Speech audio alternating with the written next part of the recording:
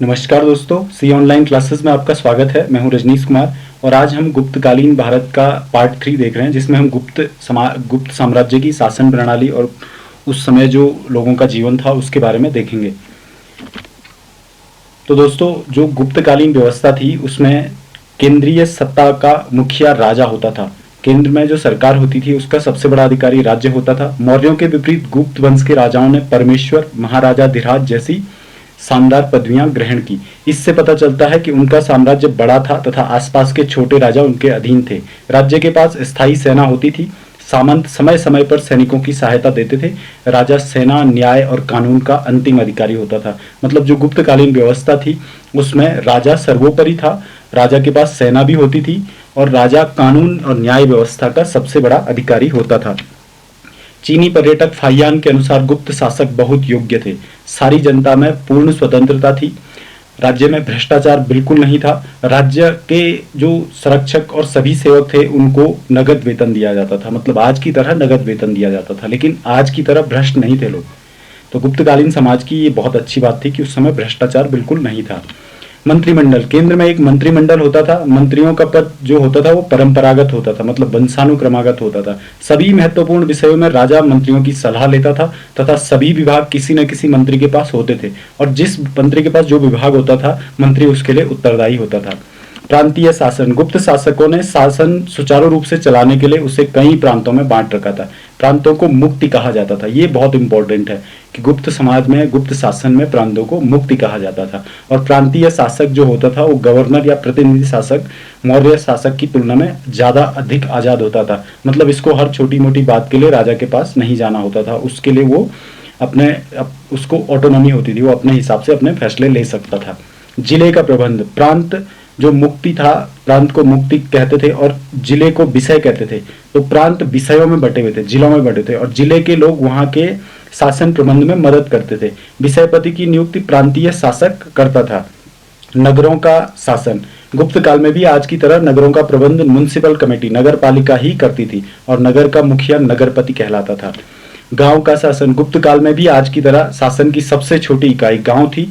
गांव अध्यक्ष या गांव का मुखिया होता था। जो गांव का अध्यक्ष होता था, गांव का सबसे बड़ा लीडर होता था, वो गांव का मुखिया होता था और गांव का प्रबंध एवं न्याय कार्य जो था वो पंचायत करती थी। सेना, राज्य के पास एक स्थायी सेना होती थी तथा जरूरत पड़ने पर जो सामंत होते थे वो राजा को सैनिक सहायता देते थे और सेना में सबसे मुख्य होते थे घोड़े। इसके अलावा रथ और हाथी भी होते थे। आय के साधन, गुप्त काल में भूमि करों की संख्या ज्यादा हो गई थी। फाहियान के अनुसार राज्य की आमदनी का मुख्य साधन भूमि कर था, जो उपज का 1/6 भाग होता था। किसान पशुओं को चराने के लिए भी कर देते थे। व्यापार और वाणिज्य कर भी राज्य की आमदनी का साधन था। जुर्माने के रूप में अपराधियों से बड़ी रकमें वसूल की जाती थी और चुंगी भी आय का एक महत्वपूर्ण साधन था राज्य के। न्याय व्यवस्था, गुप्त काल में न्याय व्यवस्था अधिक विकसित थी तथा उन्नत थी। इस काल में अनेक कानून की पुस्तकें संकलित की गई थी। फाहियान के अनुसार अपराधियों को प्रायः मृत्युदंड नहीं दिया जाता था। यदि कोई व्यक्ति किसी अपराध को बार बार करता था या राजद्रोह करता था तो उसका दाहिना हाथ काट दिया जाता था। प्रायः जुर्माना देने की ही सजा सुनाई जाती थी। जनता नियमों का स्वेच्छा से पालन करती थी। कानून की मर्यादा बनाए रखना राज्य का काम था और राजा मुकदमे का फैसला पुरोहितों के हिसाब से, पुरोहितों की मदद से करता था। गुप्त साम्राज्य की आर्थिक दशा, कृषि, चीनी यात्री फाहियान से पता चलता है कि गुप्त काल में भारतीय आर्थिक जीवन उन्नत था। लोगों में परस्पर दान देने की होड़ लगी होती थी। मतलब इसका मतलब है कि किसान भी समृद्ध था। कृषि बहुत उन्नत स्थिति में थी। अनेक प्रकार के अनाजों के अलावा तिलहन और फलों की खेती भी की जाती थी। सरकार किसानों से भू कर के रूप में राजस्व जो उपज होती थी उसका 1/6 भाग लेती थी। गुप्तकालीन भारतीय उद्योग धंधों की स्थिति बहुत समृद्ध थी। लौह इस्पात उद्योग के साथ साथ समुद्री पोत निर्माण का उद्योग भी देश में उन्नत था। तो मतलब ये देखा जा सकता है कि आज से 1500-1600 साल पहले भी भारत में जो उद्योग धंधे थे उनकी स्थिति बहुत बेहतरीन थी। फाहियान लिखता है कि देश में सोने, चांदी आदि धातुओं की मूर्तियां बनाई जाती थी। हाथी के दांत से भी अनेक प्रकार की वस्तुएं बनाई जाती थी। तो इस कारीगरी में भी ये लोग बेहतरीन थे। व्यापार तथा नगर, मगध में अनेक नगर थे तथा वहां धनी व्यापारी रहते थे। इससे अनुमान लगाया जा सकता है कि व्यापार बहुत विस्तृत था। व्यापार देश के एक कोने से दूसरे कोने तक होता था। सभी मार्ग सुरक्षित थे।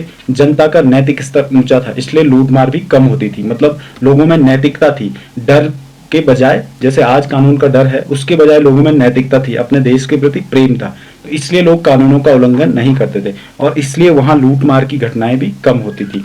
मगर गुप्त काल में विदेशी व्यापार का पतन होने लगा था। मगर गुप्त काल में जो गुप्त का समय था, उस समय विदेशों से जो व्यापार था वो कम होने लग गया था। सन 550 ईस्वी के आसपास पूर्वी रोमन साम्राज्य के लोगों ने चीन से रेशम पैदा करने की कला सीख ली थी और इससे भारत का जो रेशम निर्यात था उस पर बहुत बुरा प्रभाव पड़ा था।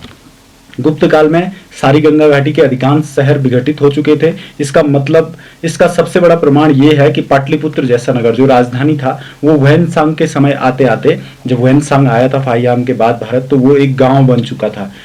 भचौड़, सुपारा आदि बंदरगाहों से विदेशों को व्यापार होता था। तो गुप्त काल के मुख्य जो व्यापारिक बंदरगाह थे वो भचौड़ और सुपारा था। लेन देन के लिए कई प्रकार के सिक्के चलते थे। मोती, बहुमूल्य पत्थर, कपड़े, मसाले, नील, दवाइयां आदि पदार्थ दूसरे देशों को भेजे जाते थे। भूमि अनुदान, स्मृतिकारों के अनुसार भारत में राजा भूमि का मालिक होता था उस समय गुप्त काल में। मनु और गौतम के अपने स्मृतियों में, जो मनु और गौतम जैसे स्मृतिकारों ने राजा को भूमि का अधिपति बताया है। और बृहस्पति तथा नारद स्मृतियों में यह स्पष्ट कहा जा सकता है कि किसी भी व्यक्ति के जमीन, कोई भी व्यक्ति था, उसका जमीन पर मालिकाना अधिकार तभी माना जा सकता था जब उसके पास कानूनी दस्तावेज हो। अगर कोई साधारण व्यक्ति भूमि खरीदता है या बेचता था तो उसे राज्य की अनुमति लेनी पड़ती थी। गुप्त साम्राज्य के दौरान सामाजिक परिवर्तन, जीवन के प्रति कई तरह के आदर्श दृष्टिकोण थे। उस काल में लोग सादा जीवन व्यतीत करते थे और उच्च विचार रखते थे। उनका चरित्र एवं नैतिक स्तर इतना ऊंचा था कि फाहियान लिखता है कि चांडालों को छोड़कर देश भर में कहीं भी लोग जीवित प्राणी को नहीं मारते थे और न शराब पीते थे, न नशीले पदार्थों का प्रयोग करते थे। तो इस बात से यह अनुमान लगाया जा सकता है कि लोगों का जीवन स्तर बहुत ऊंचा था। उनकी नैतिकता थी वो बहुत अच्छी थी। अंतरजातीय विवाहों का प्रमाण भी मिलता है गुप्त काल में। संयुक्त परिवार समाज का आधार होता था। लोग बहुत दानी थे। लोगों के प्रयत्नों से सराय अस्पताल चलते थे और अस्पताल में मुफ्त दवाइयाँ और चिकित्सा का प्रबंध था। तो लोगों के दान से, चैरिटी से ही जो सराय होते थे, धर्मशालाएं होती थी और अस्पताल होते थे, वो चलते थे और वहाँ पे मुफ्त दवाइयाँ और मुफ्त चिकित्सा का प्रबंध था। इस काल में शूद्रों और औरतों की स्थिति सुधरी। अब उन्हें महाकाव्यों और पुराणों को सुनने की आज्ञा मिल गई थी। इससे पहले शूद्रों को और महिलाओं को महाकाव्य और पुराण सुनने की अनुमति नहीं थी, लेकिन गुप्त काल में ये अनुमति मिल गई थी। वर्ण व्यवस्था, ब्राह्मणों का समाज में बहुत आदर था। उन्हें बड़े पैमाने पर भूमि अनुदान में मिलती थी। गुप्त काल में सभी भारतीय जो समाज परंपरागत 4 वर्णों के साथ अनेक जातियों तथा उपजातियों में विभक्त था। 2 कारणों से जातियां और कई उपजातियों में बंट गए थे। एक और बड़ी संख्या में विदेशी और भारतीय समाज में जो विदेशी आए थे वो भारतीय समाज में मिल गए थे, तो इस वजह से इनकी संख्या बढ़ गई थी।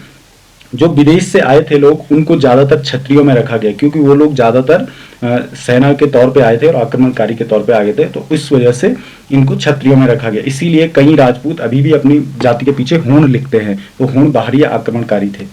दास प्रथा, इस काल में दास प्रथा प्रचलित थी, लेकिन इस बात के कई प्रमाण मिलते हैं कि गुप्त काल में यह कुप्रथा कमजोर हो गई थी पहले से। दास मुक्ति के अनुष्ठान का विधान पहले नारद ने किया। इस काल में दासों के साथ दुर्व्यवहार नहीं किया जाता था, इसलिए विदेशी यात्री इसके बारे में पता नहीं लगा सकते। इस चीज के अस्तित्व के बारे में फाहियान ने नहीं लिखा है क्योंकि दास प्रथा बहुत कम थी उस समय।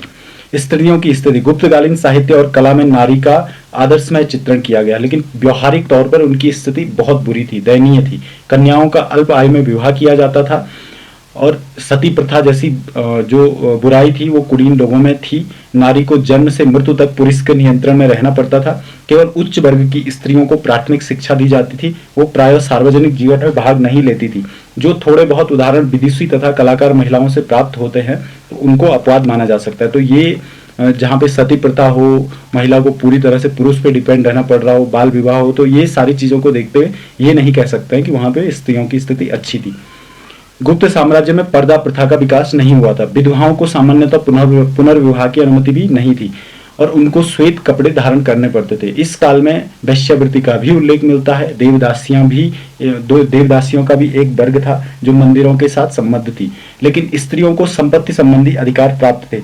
उनका पत्नी तथा विशेष परिस्थिति में पिता की संपत्ति पर पुत्र विहीन जो पिता थे, जिन पिताओं के पुत्र नहीं थे, उनमें कन्याओं को संपत्ति का अधिकार था।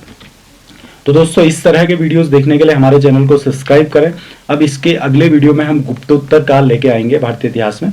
तो दोस्तों चैनल को सब्सक्राइब करें, अपने दोस्तों के साथ शेयर करें। थैंक यू, जय हिंद।